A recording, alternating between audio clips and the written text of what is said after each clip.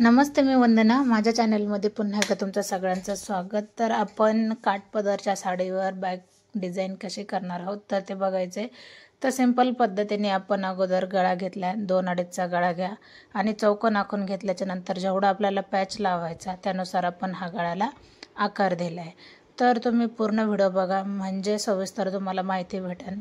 आणि मी माझ्या चॅनलची लिंक माझ्या हर एक व्हिडिओमध्ये देते, कारण बऱ्याचशा गोष्टी मला अगोदर काही माहिती नव्हत्या, कारण मी नवीन आहे चॅनलवर. तर ज्या वेळेला आता आपण गळा कट केला आहे तर आपण ते दोन्ही लाईन कट नाही करायच्या. मी एकच लाईन कट केली. आता दोन्ही लाईन आपल्याला कवर कशा करायच्या तर त्याच्यासाठी बघा. आता आपण जो काठ आहे ब्रॉड ठेवायचा आहे आपल्याला, आणि जसं आपल्याला आकार द्यायचा आहे काठाला त्यानुसारच मग आपल्याला काठ पाहिजे का जेवढा आपल्याला पाहिजे तेवढा. आता आपण ग्रीन कलरचा ब्लाऊज होता, आता आपण ऑरेंज कलरचा त्याच्यातला साडीतला थोडासा कपडा काढला आहे. तर तुम्ही कॅनव्हास जरी लावलं तरी पण गळ्याला आकार हा व्यवस्थित येतो, म्हणजे फिनिशिंग व्यवस्थित येते. आणि अशा पद्धतीने जरी काम केलं तरी पण याला पण फिनिशिंग येते. कमी शक्यतो जास्त कॅनव्हास लावत नाही, पण मी बिना कॅनव्हासचं पण फिनिशिंग ब्लाऊजला आपल्या येऊन जाते. तर ते कशा पद्धतीने येते तर याचं पण पूर्णच बघा. आता जसा आकार आहे तसा आपल्याला कट करून घ्यायचं आहे. नंतर मग तुम्हाला जो पॅच लावायचा आहे तो 1 इंचाचा लावायचा का 1.5 इंचाचा लावायचा का 2 इंचाचा, तुम्ही तुमच्या आवडीनुसार ठरवू शकतात.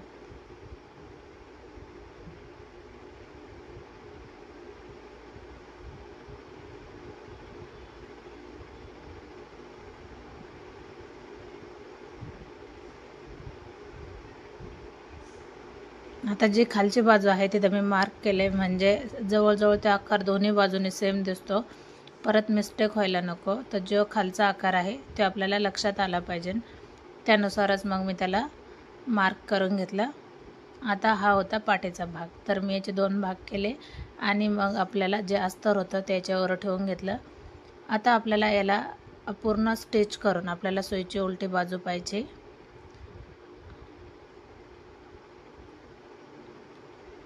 आता आपल्याला याला दाब शिलाई द्यायची नाही, तर आहे तसं आपल्याला जोडून घ्यायचं आहे. कारण आपण इतर डिझाईनच्या वेळेला आपण दाब शिलाई देतो, पण याला दाब शिलाई द्यायची नाही. आता सारी बाजूने आपल्याला पूर्ण अस्तर जॉईंट करून घ्यायचं.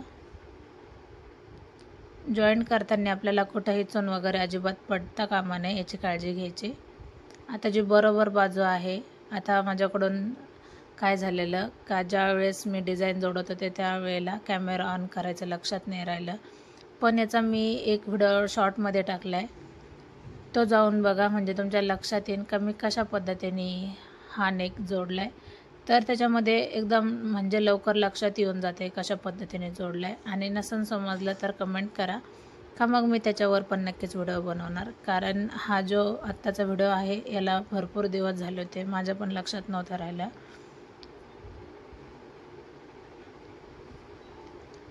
तर सेम पद्धत दोन्ही बाजूनी आता मी तुम्हाला याच्यामध्ये दाखवते का कशा पद्धतीने हा जोडला जातो. तर पाहू शकतात खूप सिंपल पद्धतीने जोडला जाते.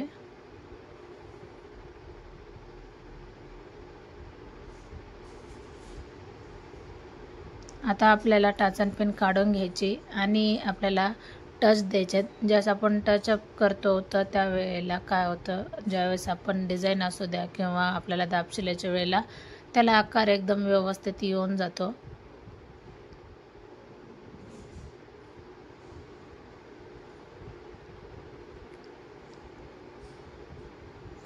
तसे आपल्याला परत पलटी करायचं आहे आणि मग आपल्याला शिलाई मारून घ्यायची. तर अशा पद्धतीने दोन्ही बाजू जोडून झाल्यात.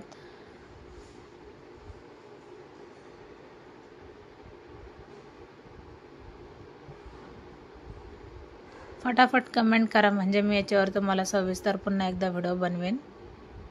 बराचसा प्रॉब्लेम येत होता, कारण मला असं वाटतं हा ब्लाऊज माझ्या दिवाळीचा असू शकतो, कारण त्यावेळेला कोणी जरी आलं तर मग मला माझं कामावरून उठावं लागत होतं आणि मग मला कॅमेरा ऑन करायचं लक्षात राहत नव्हतं. अशा गोष्टी माझ्याबरोबर घडतात हमेशा. तर समजून घ्या, फक्त कमेंट करा, कमेंटनुसार नक्की व्हिडिओ बनवला जातो.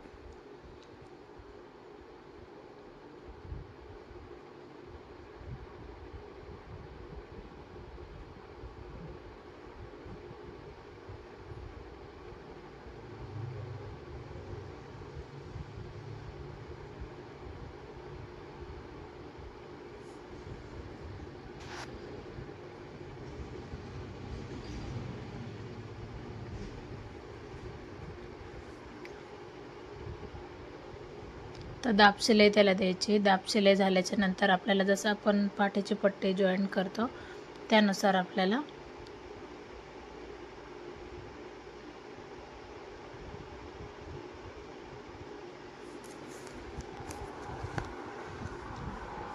आता वरून आपल्याला एकदम व्यवस्थित म्हणजे जास्त अर्धा इंच एवढीच आपल्याला शिलाई ठेवायची, जास्त शिलाई ठेवायची नाही. तर ह्या गोष्टी लक्षात आल्या पाहिजे.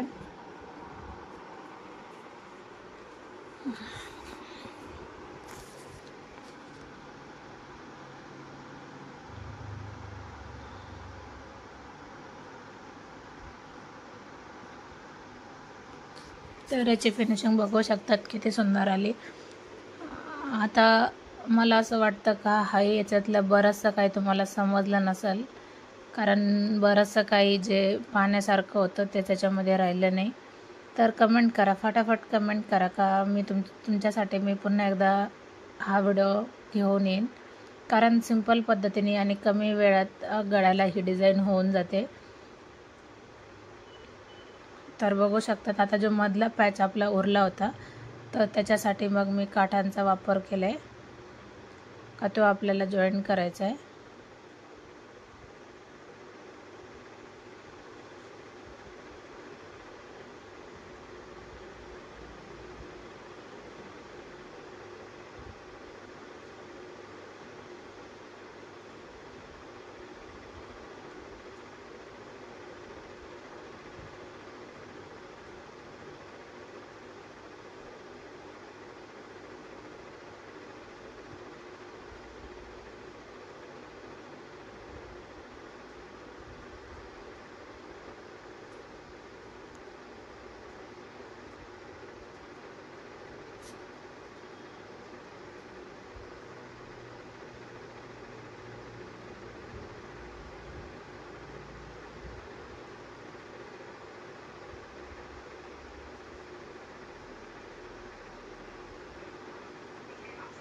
तर आता आपण त्याला अस्तर पण लावू शकतो, म्हणजे तो पॅच व्यवस्थित होईल, किंवा मग त्याला आपण कॅनव्हास जरी लावला तरी पण चालते, पण आपण अस्तरमध्ये पण याला ॲडजस्ट करू शकतो. आता पॅच लावायला माझ्याकडे अस्तर थोडंसं कमी पडलेलं आहे तर मग मी त्याला जॉईंट दिलं आहे.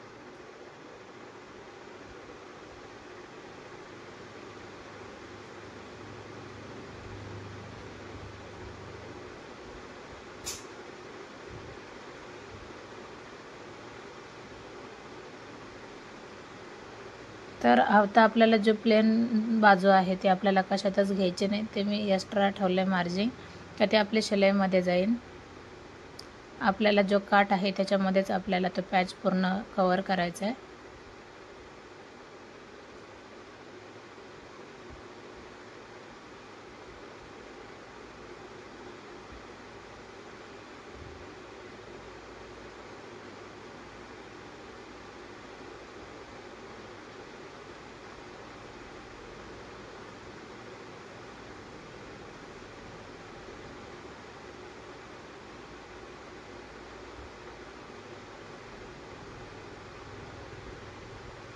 आता आपण याला जी लाईन आपण आखली तर तिथं आपण शिलाई पण मारून घेऊ शकतो, म्हणजे अस्तर आणि मेन फॅब्रिक एकदम व्यवस्थित बसून जाईल.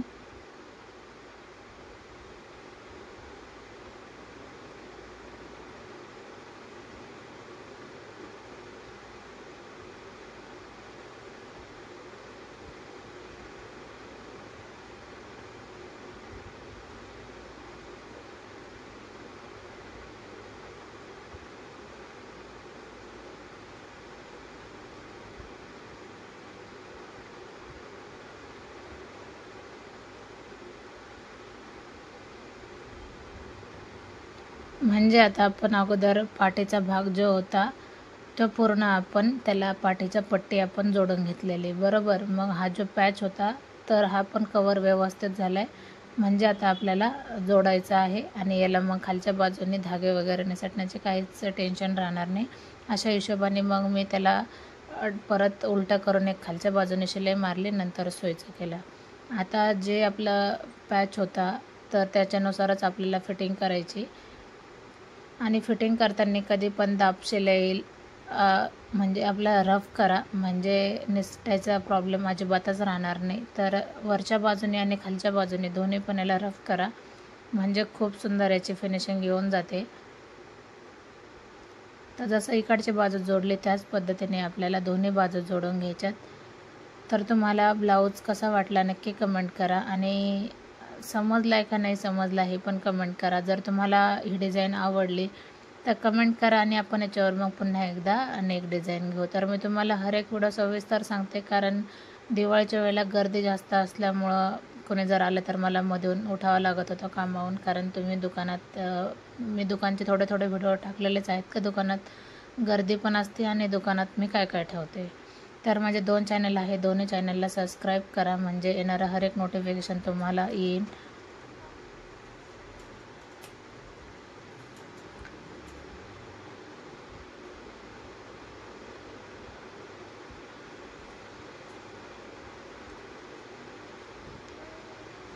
व्हिडिओ आवडला तर लाईक, शेअर, सबस्क्राईब करायला विसरू नका. आणि जसं तुम्ही कमेंट करता तर कमेंटनुसार नक्की व्हिडिओ बनवले जातील.